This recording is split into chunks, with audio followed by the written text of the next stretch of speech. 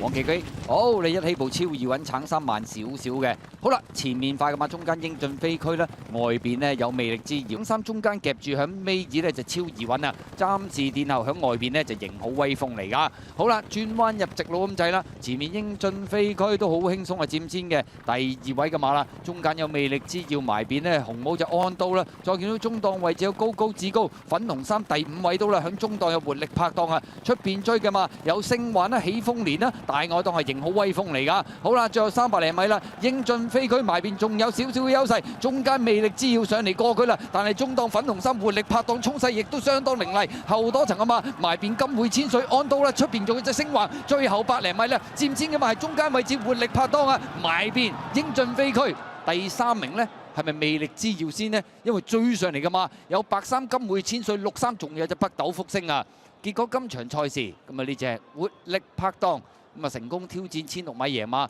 英進飛區都有頭有尾㗎啦，響埋邊嘅第3名嘅馬呢，12號魅力之遙咁啊機會高啲嘅，第4名就要影啦。